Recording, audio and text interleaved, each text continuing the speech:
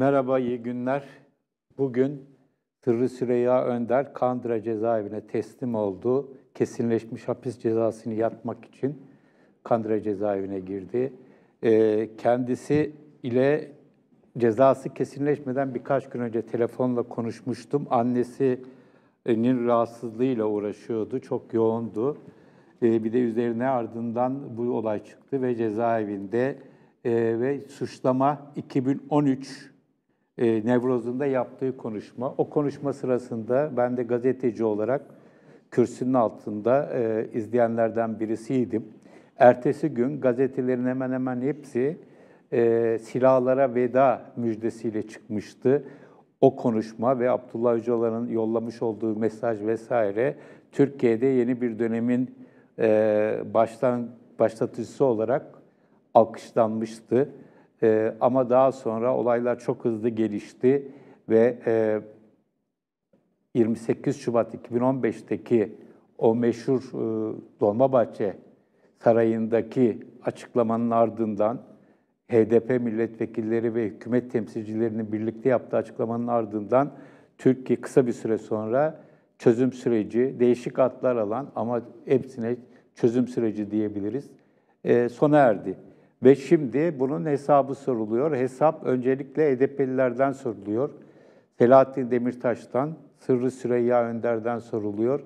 O tarihte devletin bilgisi dahilinde yapılan, devletin teşviğiyle yapılan, toplumun bazı kesimlerinin çok sert bir şekilde karşı çıkmasına rağmen yapılan, ısrarla yapılan ve bence de doğru yapılan bir şeydi, bir girişimdi. Ama maalesef başarıya ulaşamadı. Şimdi o dönemin hesabı ki hukukta bunun olmaması gerekir ama pekala oluyor. Geriye dönülüp o dönemin bir tarafı o dönemdeki bir takım faaliyetlerinden, sözlerinden dolayı ki o sözlerin de mahkemelerde tam olarak incelenmediğini de anlıyoruz. Onlardan dolayı mahkum ediliyorlar. Bir MİT krizi yaşanmıştı. Fethullahçı savcılar Hakan Fidan'ı PKK ile gizli görüşmeleri izin verdiği gerekçesiyle gözaltına almak istemişlerdi ve ona çok ciddi bir şekilde Erdoğan o dönemde başbakandı, müdahale etti ve o dönemde daha sonra çıkarılan bir yasayla bu süreçte yer alan yetkililerin yargılanmasının önüne geçildi. Ama devlet yetkililerinin yargılanmasının önüne geçildi ama sivillerin ya da başka kişilerin yargılanmasının önüne geçilmiş falan değil. Ve bugün bunun hesabı o dönemde özellikle sürecin bir tarafında yer alan kişilere bunun faturası kesilmek isteniyor. Biraz daha geriye gidelim, 2013'ün de gerisine gidelim. 2009'da 1 Ağustos günü Ankara'da Polis Akademisi'nde bir çalıştay yapılmıştı. Başlığı Kürt meselesinin çözümü Türkiye modeline doğru. Gazeteciler vardı. Çalıştayı yönetenler Polis Akademisi yöneticileriydi ki sonradan zaten biliniyordu. Sonradan bunlar Fethullahçı oldukları için ya kaçtılar ya gözaltına alındılar, tutuklandılar. Ve Beşir Atalay İçişleri Bakanı olarak o çalıştayı hiç karışmadan not alarak izlemişti. O gazetecilerden birisi de bendim. MHP lideri Devlet Bahçeli o toplantıya katılan gazetecileri 12 kötü adam olarak lanse etmişti. Ama şöyle bir ilginçlik vardı. Gazetecilerin sayısı 12'den fazlaydı. Dolayısıyla bundan yakınanlara sen onlardan değilsin deme lüksüne sahiplerdi. O isimlerden bakıyorum. Şu anda hala aktif bir şekilde bir gazetede yazarak ya da yöneticilik yaparak varlığını sürdüren bir ya da iki kişi var. Bunlardan birisi İbrahim Kalın, Cumhurbaşkanı Sözcüsü. Son günlerde pek gözükmüyor. Hala sözcülük yapıyor mu çok emin değilim ama İbrahim Kalın o tarihte gazeteci olarak, köşe yazarı olarak gelmişti. O vardı. Onun dışında hapisteki Mümtazer Türköne, yurt dışında yaşamayı tercih eden Cengiz Çandar ve Fehmi Korali Bayramoğlu, Hasan Cemal gibi gazetelerde yazamayan ve benim gibi tabii isimler. Ve o tarihte başlayan, startı verilen bir olayda ardından meşhur Habur olayı oldu vesaire ve o günden bugüne bayağı bir mesafe kat edildi. Aslında slogan Başbakan Erdoğan tarafından, dönemin Başbakanı Erdoğan tarafından çok güzel özetleyen bir slogan vardı. Analar ağlamasın. Burada tüm anneler kastediliyordu. Bayağı bir toparlayıcı bir slogandı aslında.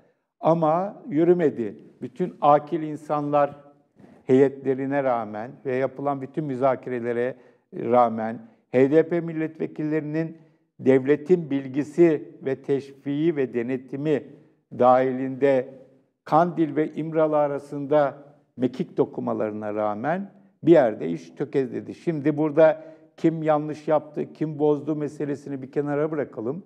Sonuçta bir şeyler denendi, olmadı ve şimdi deneyen taraf, devletin o dönemdeki temsilcileri bugün de aynı, bir takım isimler değişse de Erdoğan yine de bu işin sahibi. Erdoğan artık Kürt sorununu telaffuz etmiyor, bunun bittiğini söylüyor ve milliyetçi bir çizgide Bahçeli ile beraber hareket ediyor ve dolayısıyla Bahçeli'nin o zamandaki bütün eleştirilerinin karşı çıkmasının, engelleme çalışmalarının bu süreçleri başarıya ulaştığını görüyoruz. Başarıya ulaşmanın ötesinde bunun hesabı da soruluyor. Şimdi HDP'lilere yapılan bu şeyin yarın öbür gün akil insanlara, biz gazetecilere, başkalarına taşınmayacağı belirsiz, pekala olabilir. Çünkü bir malum linç psikolojisiyle insanlar anında kurban edilebiliyorlar. Örneğin Sırrı Süreyya'nın Kandil'deki fotoğrafları servis ediliyor. Onun cezaevine girmesini meşrulaştırmak isteyenler tarafından. Ama o fotoğrafların çekilmesini devletin istediği gibi çok önemli, temel bir realiteyi tabii ki görmezden geliyorlar. Yarın öbür gün biz gazetecilere de değişik tarihlerde yaptığımız röportajların, yazdığımız yazıların hesabı da benzer şekillerde sorulabilir. Burada önemli olan husus bence insanların nerede durduklarıdır. Bu yapılan devletin tavır değiştirmesiyle beraber tavır değiştiren çok kişi oldu. Yani çözüm süreci varken çözüm süreci yanlısı, çözüm süreci kalktıktan sonra da şahin olan, yani güvercinlikten şahinliğe terfi eden çok kişi oldu. Önemli olan burada hala Kürt sorununun kalıcı bir şekilde barışçıl bir yolla çözülmesini savunmak, bunun yollarını araştırmak ve bu uğurda da gerekirse katkıda bulunmak. O tarihlerde hatırlıyorum, birçok sürece karşı olan ama kendilerini solda tanımlayan birçok kişi benim gibi bu sürece destek veren gazetecilere çok sert eleştiriler yöneltiyorlardı ve şimdi kazanmış olduklarını düşünüyorlar.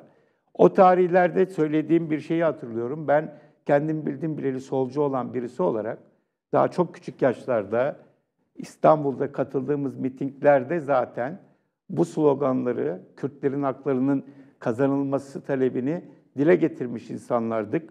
Burada önemli olan kimin bu konuyu çözmeye soyunduğu değil. Önemli olan bu konuda bir iradenin sergilenmesiydi. Ama sonuçta bu irade şu ya da bu şekilde başarıya ulaşmadı. Nasıl olsa buradan bir şey çıkmaz diyen çok kişi vardı ve onlar haklı olduklarını iddia ediyorlar.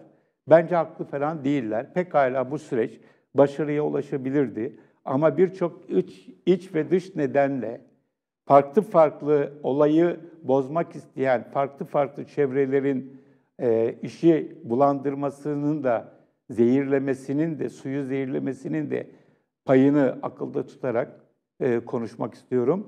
Bu olayı engellediler. Örneğin bu olaya ilk başta devletin önemli bir parçası olan Fethullahçılar karşı çıktı. Engellemek için ellerinden geleni yaptılar. Şimdi sanki Kürt sorununun çözümü yanlısıymış gibi yurt dışında olanlar bir takım öyle havalara giriyorlar ama o tarihlerde bu olayı sabote etmek için ellerinden geleni yaptıklarını biliyoruz. Çok basit bir kişisel bir örnek vereyim. 2009'daki o meşhur damgalandığımız Çalıştay'a, Polis Akademisi'ndeki Çalıştay'a benim de adımı vermiş hükümet yetkilileri ama Polis Akademisi'nin başındaki Fethullahçılar bana ulaşamadıklarını, onun için benim gelemeyeceğimi söylemişler ki bu akıl alacak bir şey değil. Onlar için benim telefon numaramı bulmak kadar kolay bir şey olmaz. Çünkü zaten sürekli dinledikleri bir telefon numarası. Çok ilginç bir şekilde toplantıdan bir gün önce bizzat İçişleri Bakanı beni arayarak davet etmişti. Yani orada Fethullahçılara rağmen katılmıştım. Tabii ki Fethullahçılar diğerlerini engellemek istememiş olabilirler. Ben çünkü o tarihlerde de kendilerine karşı açık tavır alan birisiydim. Anladığım kadarıyla benim gibi sevmedikleri insanların bulunmasını istemediler. Bu benimki basit bir örnek. Özellikle KCK operasyonlarının o tarihlerde yapılan KCK operasyonlarının arkasında da bu yapı vardı. Ama sadece bunu baltalamak isteyenlerin sadece Fethullahçılar olduğu kesinlikle söylenemez. Birçok yerden, birçok siyasi hareketin içerisinden, hatta Kürt hareketinin içerisinden de değişik kişiler, gruplar, odaklar, farklı farklı sahiplerle bu olayın başarıya ulaşmasını istemediler ve sonuçta kazandılar. Ama onların kazanmış olması Türkiye'nin kazandığı anlamına gelmedi. Türkiye çok büyük bir kaybı yaşadı, yaşıyor. Her şey bir yana zaman ve enerji kaybı yaşadı. Türkiye Kürt sorununu barışçıl bir şekilde çözemeden hiçbir şey bence yapamaz. İleriye doğru gidemez. Bunu yıllardır savunan birisiyim. Bugün çok daha güçlü bir şekilde savunan birisiyim.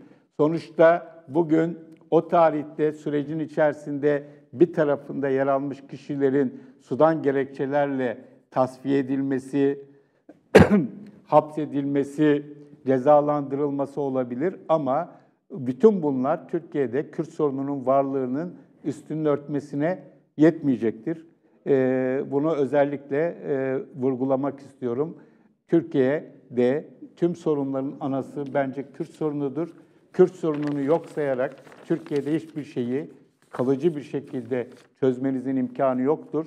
Bugün kazandıklarını sananlar aslında en büyük kaybedenlerdir. Ama onların şu andaki mutluluğu aslında Türkiye'nin mutsuzluğudur. Evet, söyleyeceklerim bu kadar. İyi günler.